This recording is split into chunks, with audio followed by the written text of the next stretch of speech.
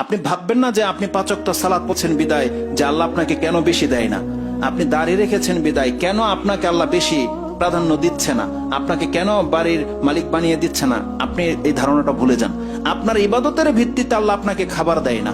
যদি হতো তাহলে ওই যে মসজিদের ইমাম প্রথম কাতারে যারা থাকে তারা বেশি পয়সাওয়ালা হতো, আর আমরা জেনে আমরাও সেই কাজটাই করতাম বেশি পয়সাওয়ালা হওয়ার জন্য, তখন আর ইখলাস থাকতো না। আল্লাহ সুবহানাহু ওয়া তাআলা দুনিয়াতে আমাদেরকে যাকে যতটা দিচ্ছে এটা একটা তাকদীর। আল্লাহ ভালো জানে কেন আমাদেরকে একে অপরের চেয়ে তুলনামূলক কম রেখেছে, এতে আমাদের জন্য কল্যাণ আছে। একটা হাদিস আমি আপনাকে বলবো, তাহলে এই আয়াতটা আপনার পুরোপুরি বুঝে আসবে। ইমাম মুসলিম রাহিমাহুল্লাহ তিনি একটা হাদিস কোট করেছেন। এই হাদিসটি আপনি পাবেন 52 নম্বর পর্বে, ইয়াউমুল কিয়ামা, কিয়ামতের বর্ণনা আছে, জান্নাত জাহান্নামের বর্ণনা আছে। হাদিস নাম্বার হচ্ছে 6982 নম্বর হাদিস, এবং 81 নম্বর হাদিসটাও পড়বেন, আপনার অন্তর ঠান্ডা হয়ে যাবে। ওটা আরেকটা টপিকসে বলবেন ইনশাআল্লাহ।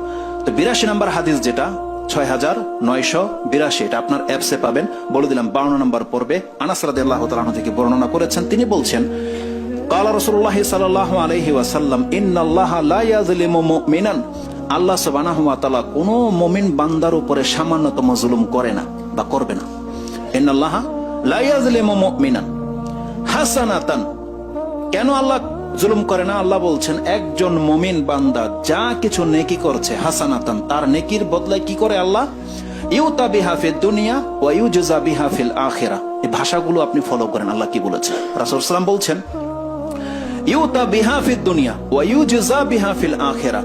মুমিনরা যে ভালো কাজগুলো করে, ভালো যদি আচরণ করে, মানে সৎ কাজগুলো যদি করে, যত বেশি করবে এর প্রেক্ষিতে আল্লাহ তাকে দুনিয়াতেও দেবে, ইউতা বিহা দুনিয়া, বিহা এর মাধ্যমে দেবে, দুনিয়া দেবে, ওয়া ইউজা বিহা ফিল আখিরাহ, আর তাকে এই কর্মের জাযা দেবে পরকালে।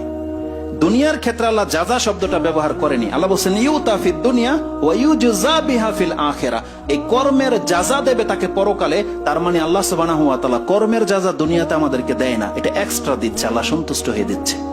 আর আমাদের যতগুলো ইবাদত আছে সব রিজার্ভ রয়েছে, কারণ আল্লাহ সুবহানাহু ওয়া তাআলার ইবাদত করতে খুব দামি। ইবাদতের ভিত্তিতে আল্লাহ বলছেন, আরে যেখানে একটা সুবহানাল্লাহ বলার মূল্য পুরো পৃথিবী চুকাতে পারবে না, একটা সুবহানাল্লাহ বলার, ওই হাদিস আমরা বলেছিলাম, আলহামদুলিল্লাহ বলার মূল্য কেউ চুকাতে পারবে না। 2 রাকাত ফজরের ফরজ নামাজের সুন্নত, যে 2 রাকাত সুন্নত আছে, এই 2 রাকাতের সুন্নত যদি যার আছে, পুরা পৃথিবী এবং পৃথিবীর সমস্ত সম্পদ এক পাল্লায় রাখতে হবে, তাও ওই ফজরের 2 রাকাত সুন্নত নামাজের মূল্য হবে না। এটা মুসলিমে আছে। আয়েশা রাদিয়াল্লাহু তাআলা তিনি বলেছেন যে ক্বালা রাসূলুল্লাহ সাল্লাল্লাহু আলাইহি ওয়াসাল্লাম যে রাকাতুল ফজর খায়রুম মিনাদ দুনিয়া ওয়া মা ফিহা, খায়র বলেছে দুনিয়া এবং দুনিয়াতে যা কিছু আছে তার থেকে শ্রেষ্ঠ হচ্ছে ফজরের 2 রাকাত সুন্নত, ফরজ নয়, 2 রাকাত সুন্নত নামাজ। তার মানে ইবাদতের মূল্য এই দুনিয়ার নাজ নিয়ামত দিয়ে পুরা হবে না কোনোদিন। তাই আল্লাহ সুবহানাহু ওয়া তাআলা বলছেন বান্দার প্রত্যেকটি সৎ কাজ, সেটা রাস্তা থেকে একটা ইট পাটকেল, একটা কষ্টদায়ক বস্তু ছুঁড়ে ফেলে দেওয়া হোক, এটার একটা ওয়েট আছে। আল্লাহ বলছেন এই কাজের মূল্য দুনিয়া দিয়ে চুকাবে না কোনোদিন।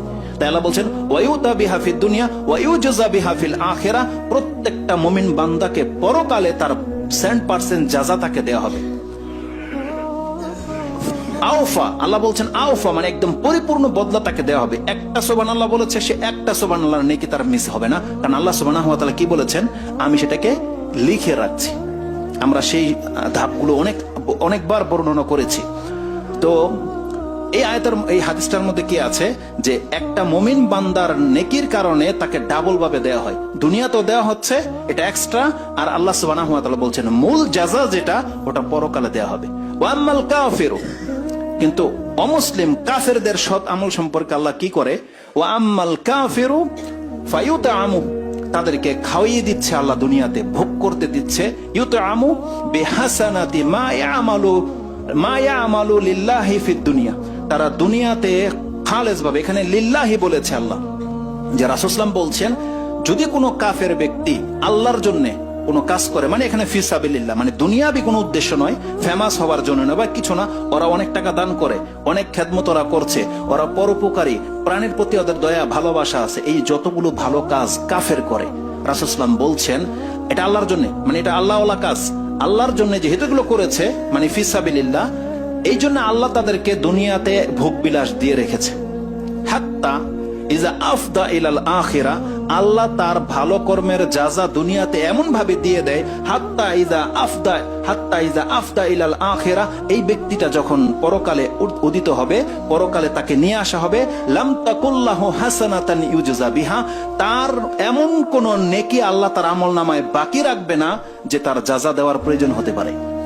তার মানে আল্লাহ বলছেন, কোন কাফেরকে সে যত বড় দামি, যত বড় ভালো কাজ, যত সম্পত্তি সে ব্যবহার করুক না কেন, দান করুক না কেন, আল্লাহ তাকে তার বদলা দুনিয়াতেই দিয়ে দিবে। কিভাবে দেবে এটা আল্লাহ সুবহানাহু ওয়া তাআলা বেটার জানেন। বলছে ইউতাম, তাকে ভোগ করিয়ে দিবে। তার মানে দুনিয়াতে তারা অনেক শান শৌকতের সাথে আছে, তারা অনেক নাম ডাক, তাদের নামে নেম প্লেট তৈরি করা হয়, তাদের নামে ভাস্কর্য তৈরি করা হয়, তাদের নামে রাস্তা বানিয়ে দেওয়া হয়, তাদের জন্য বছরে বছরে অনুষ্ঠান করা হয়।